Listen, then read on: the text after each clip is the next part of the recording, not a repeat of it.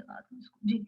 Alright, सो हम अब classroom management skill की तरफ आ रहे हैं, और क्लासरूम मैनेजमेंट स्किल आपके नजदीक क्या है? व्हाट डू यू से, ये क्या हो सकता है, ये क्या स्किल है?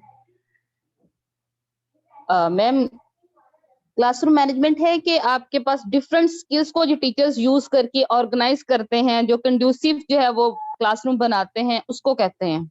ठीक उसमें है, हर चीज मैनेज करनी होती है। Very good, near to the point. अभी हम इसको elaborate भी करते हैं। बहुत से लोगों के नजदीक क्लासरूम मैनेजमेंट मैनेजमेंट है तो कंट्रोलिंग है। शायद क्लासरूम कंट्रोल करने की बात है। हम में से अक्सर लोग एक दूसरे को कह रहे हो तो उसको क्लासरूम कंट्रोल करना नहीं आता, तुम क्लासरूम कंट्रोल ठीक करती हो या करते हो। Now it's a normal saying all the day, we listen to each other, but classroom management skill is not about the controlling the classroom. What is it then? Classroom management basically is that when you maintain congenial and positive learning environment, when you set standards, procedures and rules to carry out teaching effectively and smoothly, and when you modify student behavior to learn skills needed in the changing world. So it's all about it, how, what kind of learning environment, वो जो learning culture है वो कैसा है, उसके साथ साथ आप प्रोसीजर्स कैसे, आप देखें रूल्स भी होते हैं, प्रोसीजर्स भी होते हैं, क्या फर्क होता है दोनों में?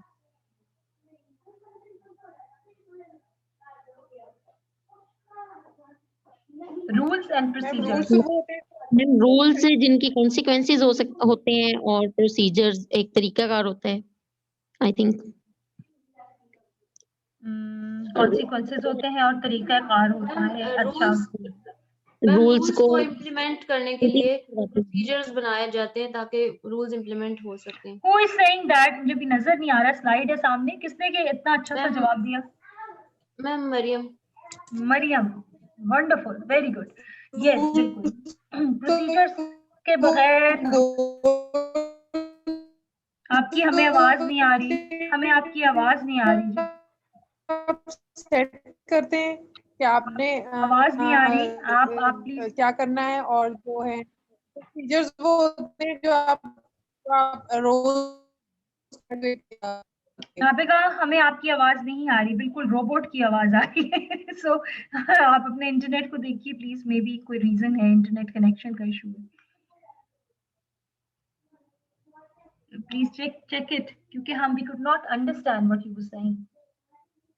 यस, किसी ने ये भी कहा कि प्रोसीजर्स, तो यस बिल्कुल रूल्स बनाए जाते हैं, फिर प्रोसीजर्स सेट करते हैं, प्रोसीजर्स के थ्रू रूल्स की इम्प्लीमेंटेशन को देखते हैं, ठीक है, ये फर्क है। और फिर बिहेवियर मॉडिफिकेशन प्लान्स होते हैं क्लासरूम मैनेजमेंट में, उसके बगैर क्लासरूम मैनेजमेंट क्या है?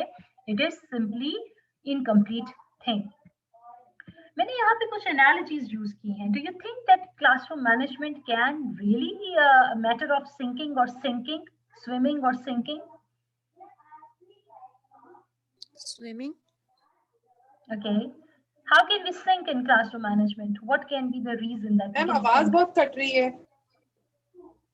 आपकी तरफ। नाबिगा आवाज नहीं, आपका इंटरनेट का मसला है, बाकी सबको आवाज आ रही है ना जी मेरी? यस यस मैम जी, जिनको इंटरनेट अगर हमारा स्ट्रांग ना हो तो हमें आवाज ठीक नहीं आती, सो आप प्लीज इंटरनेट चेक करें, हमें आपकी आवाज नहीं आ रही थी। अच्छा, सो क्या ये matter of swimming and sinking है? क्या ऐसा है कि क्लासरूम मैनेजमेंट स्किल है तो या तो आप पार लग जाएंगे या आप डूब जाएंगे, ऐसा है ना?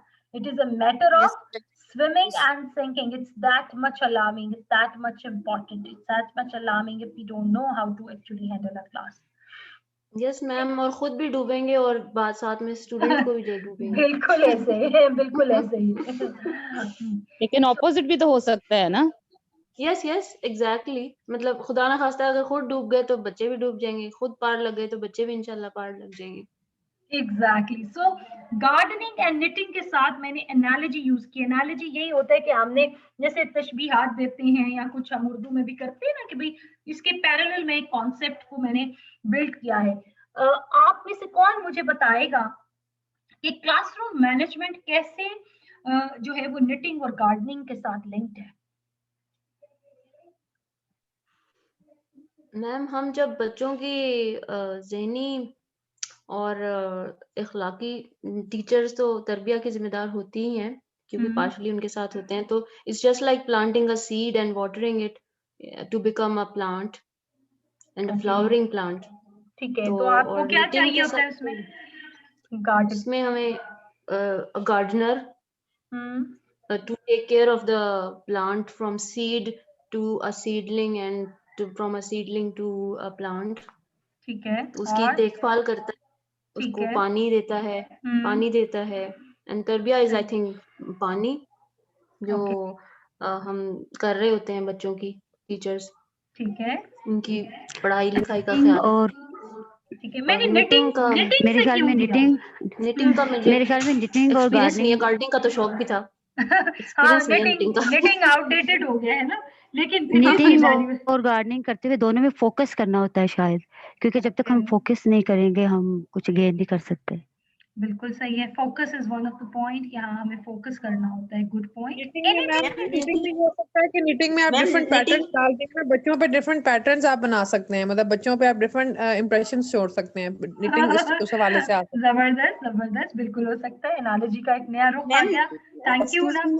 यस मैम, knitting में ऐसे ही है ना, जैसे हमने उसके एक एक पॉइंट को देखना होता है, जो knitting कर रहा है उसका अगर थोड़ा सा भी कोई टांका इधर से उधर हो जाए बुनते हुए, तो उसका वो सारा डिजाइन जो है वो खराब हो सकता है।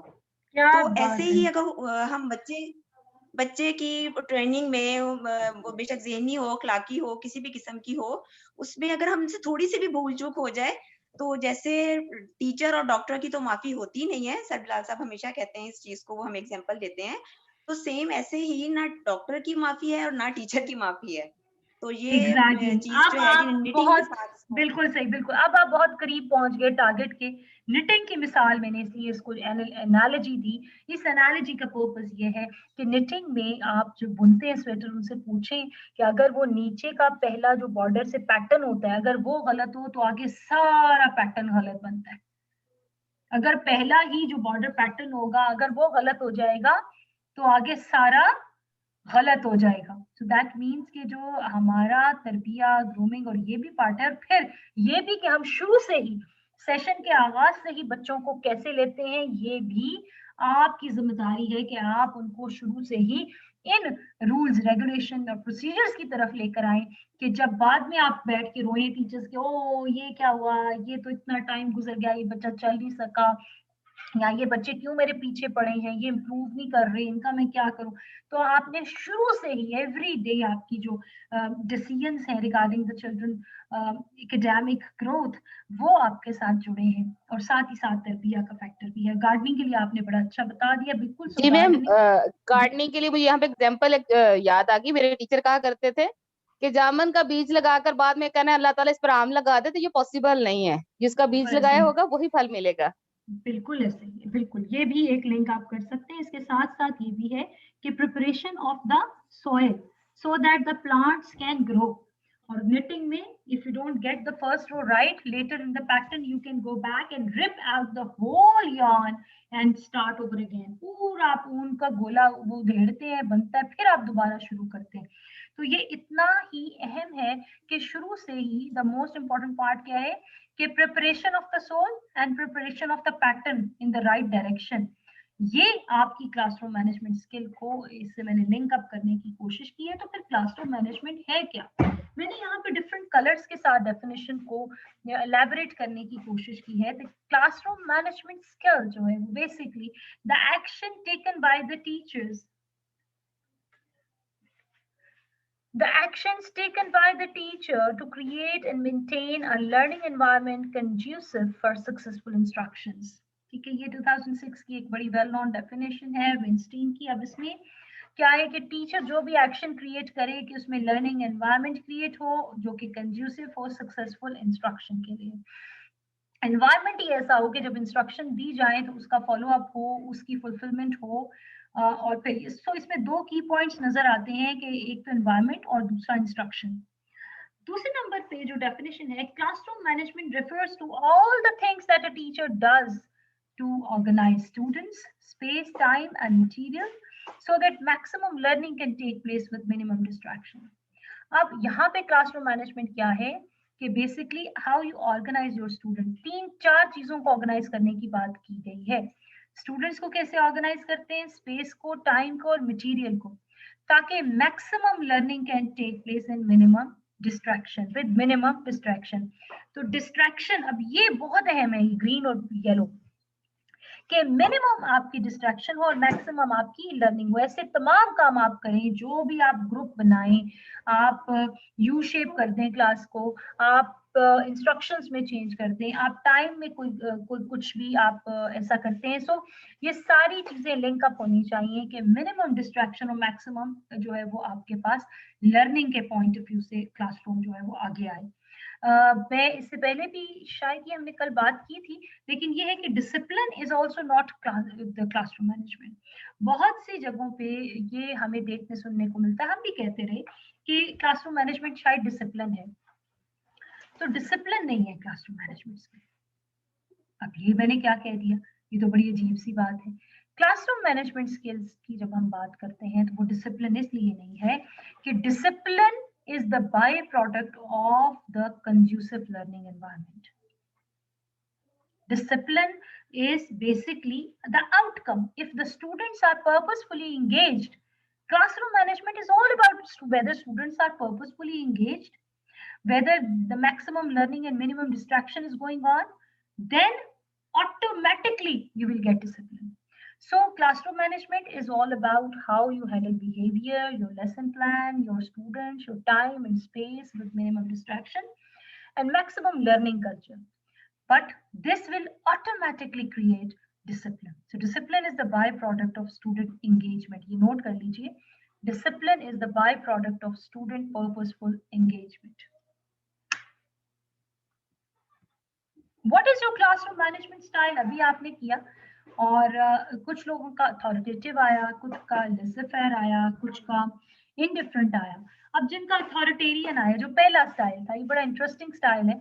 इसमें हमें जो कभी हमारे बड़े पुराने टीचर भी इस तरह कभी होते थे कि वो कंट्रोल करते थे क्लासरूम को, एक सीधी लाइन में खड़े हो जाएं, हमें सब बिल्कुल सीधी सीधी सीट्स में नजर आने चाहिए, आप सब जो है वो अपनी गर्दनें सीधी रखें, गर्दनें मत हिलाएं, आंखों के आई बॉल भी बिल्कुल सीधे रखिए, आप हमारी तरफ देखेंगे या बोर्ड की तरफ देखें, या हम बहुत ज्यादा controlling element की तरफ थी। So desks were usually in straight rows and there are no deviations. Students must be in their seats at the beginning of the class and they frequently remain there throughout the period. This teacher rarely gives all passes or recognize excuses, absences and all that. So ये वो teacher है authoritarian जो control करते हैं, जो कहता है गर्दनें सीधी हो, क्लासरूम ऐसे चाहिए मुझे, सांस ना लेना, मैं मार दूंगी यहाँ मतलब कुछ बोलोगे तो मैं सांस निकाल दूंगी, व्हाटएवर दिस काइंड ऑफ। तो मैं आपको इंटरेस्टिंग बात बताऊं, ऐसे स्टाइल ट्रेनिंग में भी मौजूद है। It's not just in teaching, ऐसे स्टाइल ट्रेनिंग में भी मौजूद है जो ये बात करते हैं। आई रिमेम्बर एक बहुत बड़ा सेशन था, बहुत बड़ी ट्रेनर थी और उन्होंने एक गला दबा दिया एक ट्रेनी का, लाइक उसने पकड़ के गले को इतनी जोर से किया, तुम्हें समझ नहीं आ रही, मैंने इंस्ट्रक्शन ये दी है एक्टिविटी के लिए ट्रेनिंग के अंदर। Can you imagine this is style? Are you with me? Ma'am शुक्र है कि ये आप वाली जो है ये जो है ऑनलाइन हो रही है। अच्छा सही, नहीं जी आप बिल्कुल ये आपने अच्छा कह दिया। So I still remember she was my junior and she just came and she said that she is, what the hell you said that she's an international trainer, but what has she done with me? क्योंकि मुझे एक चीज समझ नहीं आई, मैंने पूछी है, उन्होंने आके गला ही दबा दिया पकड़ के उसके गले में 3 दिन पेन रही। तो ये एक अथॉरिटेरियन स्टाइल है जिसने पकड़ के मेजॉरिटी केसेस में बहुत जो है वो स्ट्रेट रोज। अब मैं आपसे नहीं पूछ रही कौन कौन अथॉरिटेरियन है, लेकिन मैं आपको ये बताऊं ये अथॉरिटेरियन भी नहीं है, ये एक कॉर्पोरल पनिशमेंट में आ जाता है। ये एक बहुत ही डिफरेंट स्टाइल है जिसको हम इंडिफरेंट भी ले सकते हैं। अथॉरिटेरियन अच्छे भी होते हैं। अच्छा, अब अथॉरिटेरियन वो जिनके पास अथॉरिटेरियन स्टाइल भी आया है वो ऐसे भी होते हैं जो अपने रूल्स पे कॉम्प्रोमाइज नहीं करते, जो स्टूडेंट्स को जिंदगी के रास्ते सिखाते हैं और वो इसके लिए अपने मैन ऑफ प्रिंसिपल होते हैं वो लोग। तो इसलिए अभी मैं आगे चल के बताऊंगी कौन सा स्टाइल अच्छा है। ठीक है जी, ये भी एक सवाल होता है। लेज़र-फेयर जी, अच्छा हम अथॉरिटेटिव नहीं देते, अथॉरिटेटिव स्टाइल बिलाल साहब का भी है। अच्छा जी, authoritative teacher places limits and controls on the students but simultaneously आप इनकरेज करते हैं इंडिपेंडेंस को, कंट्रोल भी करते हैं और मतलब ढील भी देनी है, आपको खींचना भी पता है कि कहाँ खींचना है बच्चों को। The teacher often explains the reasons behind the rules and decisions. If a student is disruptive, the teacher offers a polite but firm reprimand. The teacher sometimes meets out discipline, but only after careful consideration of circumstances. मतलब discipline पे भी कहीं कहीं compromise हो सकते हैं अगर नहीं अभी नहीं अगर careful consideration मौजूद हो.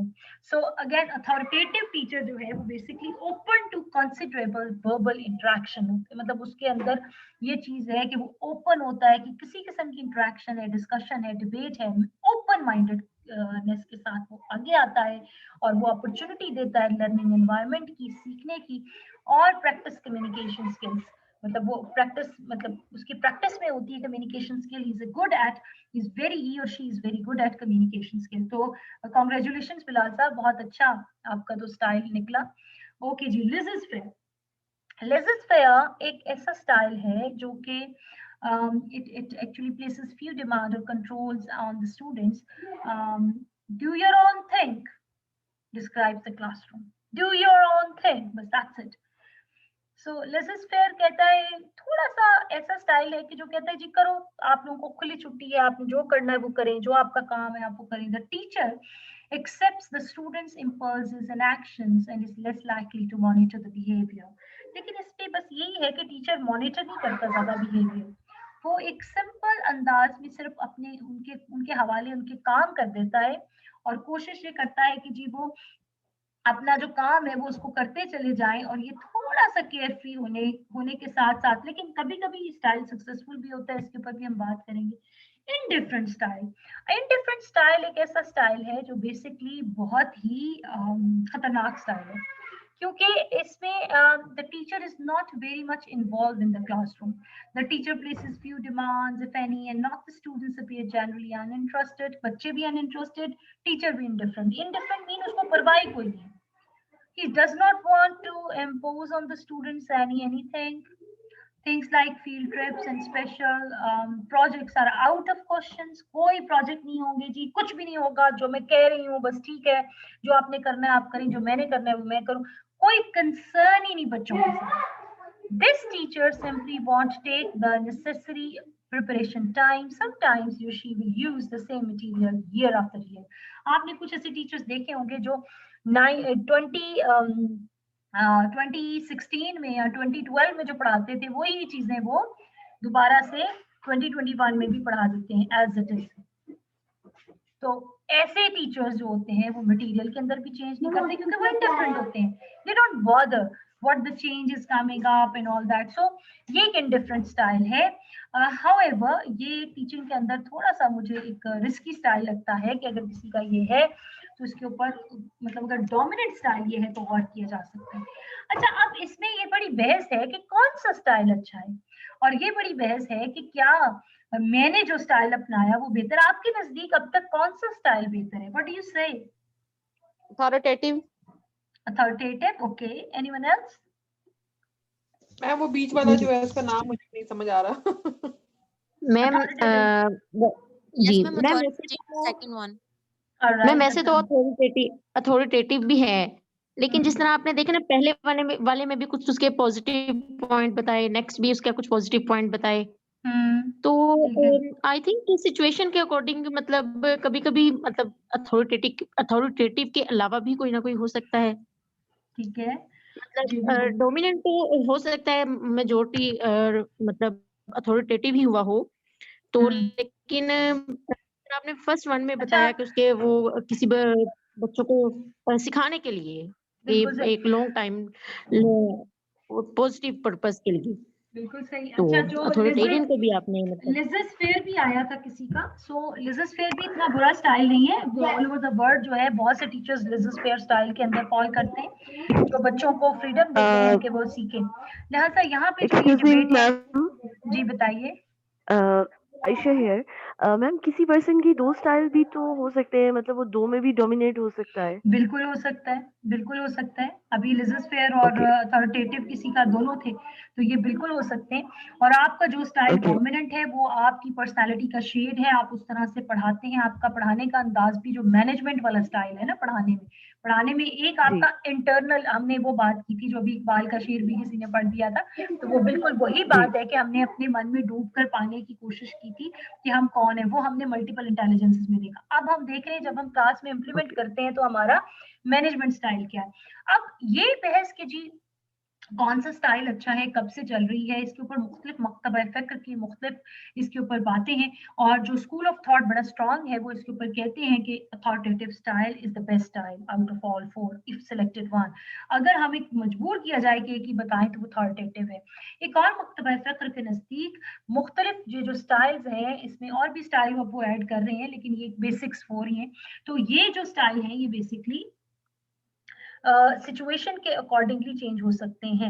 एट टाइम्स अगर आपको लगता है कि बच्चों को आपने ऐसा प्रोजेक्ट दिया जिसके ऊपर उनका नॉलेज भी काफी अच्छा है और वो प्रैक्टिस में बहुत अच्छा कर सकते हैं, शायद आपकी गाइडेंस और आपके बगैर भी, तो आपका लेज़े फेयर स्टाइल उधर कामयाब होगा, ना कि आप all the time authoritative style में रहें।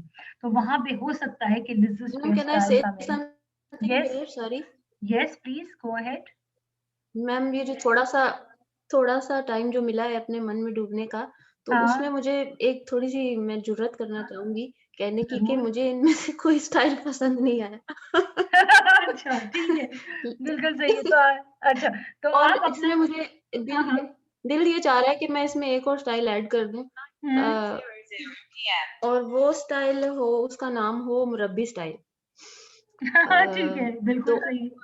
उसकी डिस्क्रिप्शन भी मैं शायद और डूबूं तो शायद लिख पाऊं, क्योंकि मेरा स्टाइल कुछ थोड़ा सा अथॉरिटेटिव, थोड़ा सा लेजेस फेयर बना, लेकिन जो उसकी डिस्क्रिप्शन लिखी हुई है वो मैं नहीं हूँ और वो मुझे पसंद नहीं आई।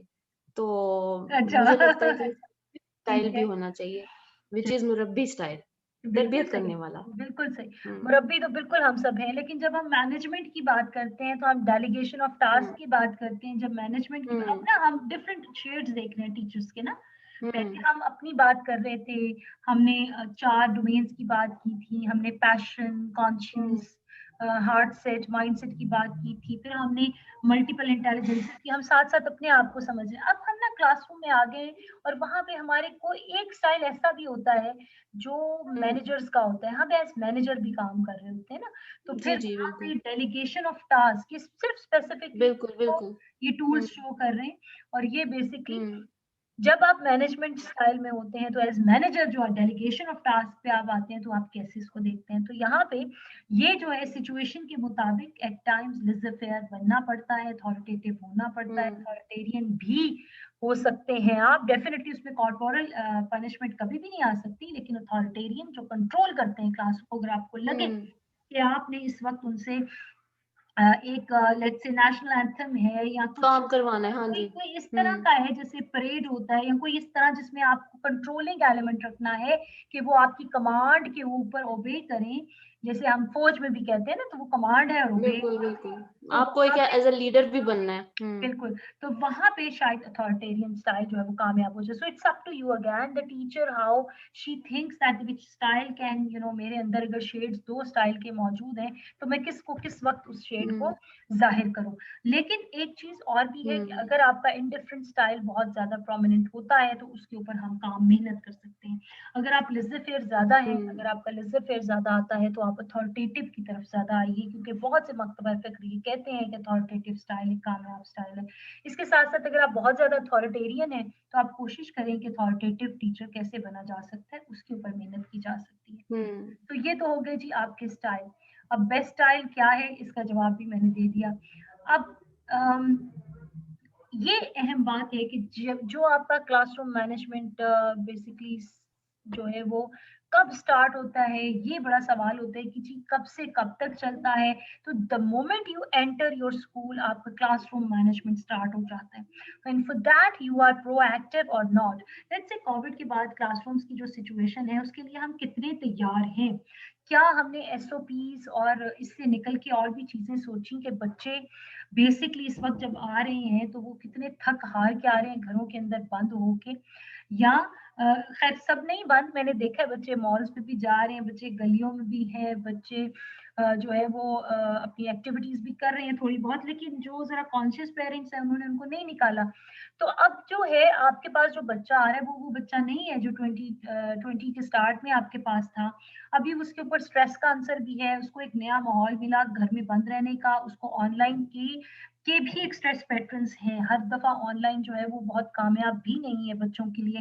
कई जगहों पे बड़ा कामयाब है जहाँ बहुत इंटरैक्टिव टीचर है और वो सही हो रहा है, कई जगह पे वो बोर हो रहे हैं और उनको कोई फिजिकल एक्टिविटी नहीं मिल रही। तो क्या हमारा स्कूल, हम सब एग्जैक्टली एक्टिव हैं कि उनको हमने किस तरह से एक्सेप्ट करना है और किस तरह से वेलकम करना है और उनको किस तरह की फिजिकल एक्टिविटीज में हमें इन्वॉल्व करना है। मैं एक जगह कुछ स्कूल हेड्स थे, उनके साथ मीटिंग में थी और उन्होंने कुछ सजेशंस मांगी। तो उसमें एक जो मैं यहाँ भी बात करना चाहूंगी कि टीचर्स, अब आपके पास बच्चे मुख्तलिफ हैं, अब जो आ रहे हैं वो नहीं है। हो सकता है बहुत से बच्चे लाइक नालायक बन चुके हों, एवरेज बिलो एवरेज हो चुके हों, बिलो एवरेज एवरेज हो चुके हों, यू डोंट नो। तो आपने, मुझे पता है आप इन टच तो होंगे थ्रू योर जो आप ऑनलाइन कराते हैं, लेकिन फिर भी जो सही असेसमेंट है वो आपकी फेस टू फेस में जरूर होती है। तो वहां पे आपने ये करना है। आई एम सॉरी, जूम फिर खत्म हो रहा है। कल हमारा इंशाल्लाह ये प्रॉब्लम सॉल्व हो जाएगा। I am working on Google classroom as well and I have asked for the Zoom link as well, जो क्योंकि एसटीटी दे रहा था हमें, तो अभी उनकी कोई मीटिंग्स आ गई हैं। तो अभी अगर ये बंद हो गया तो प्लीज इसको रिज्वाइन कर लीजिएगा ताकि हम कंप्लीट कर लें।